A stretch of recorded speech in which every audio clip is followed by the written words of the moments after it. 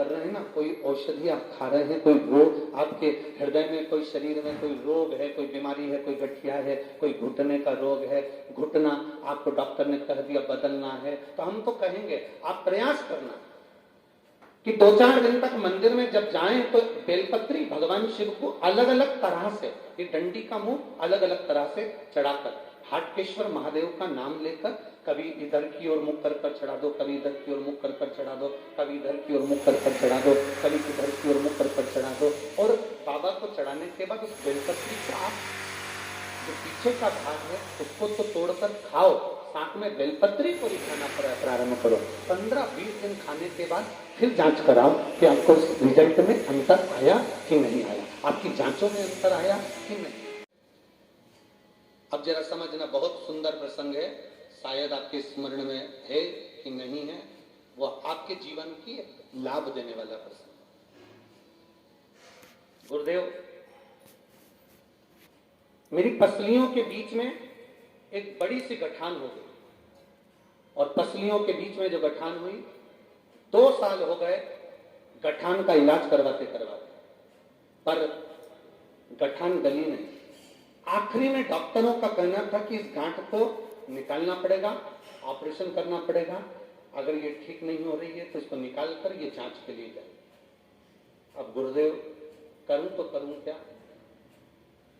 तब आपने कहा था कि बेलपत्र के जो पीछे का भाग होता है, बहुत बहुत ध्यान देंगे, मेरी माताएं बड़े ध्यान से कथा का स्मरण करेंगे। बेलपत्री के जो पीछे का भाग होता है, डंडी का बिल्कुल पीछे का जो भाग है, पीछे का, आपने कहा था बेलपत्र के जो पीछे का भाग होता है, अगर वो अशोक सुंदरी का नाम लेकर हाटकेश्वर महादेव, कौन सा महादेव? हाटकेश्वर महादेव का नाम लेकर अशोक सुंदरी को छुआकर चबाया जाए तो गांठ कैसी भी होती है वो गलती। मैंने आपके वचन पर भरोसा करा, शिव मंदिर जाती,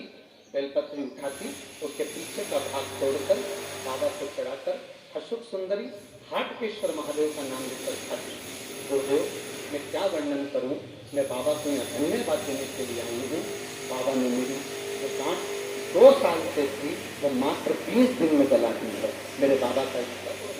उसकी डंडी का जो मुख है वो आप 5 स्थान पर पशुपति भगवान का स्मरण कर कर, डंडी का जो मुख है वो 5 स्थान पर अलग अलग स्थान होना चाहिए। आप थोड़ा ध्यान दे दें, 5 स्थान पर डंडी का जो मुख है वो 5 स्थान पर अलग अलग होना चाहिए,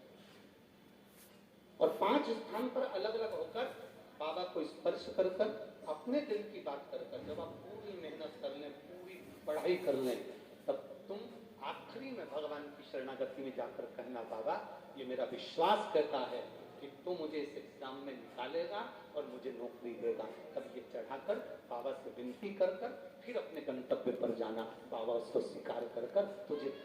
फल देगा। ये 5 बेलपत्र जो आप चढ़ा रहे हैं, अलग अलग स्थान पर नियुक्त कर रहे हैं, इसका मतलब ये होता है कि हमारी सारी राहों को खोल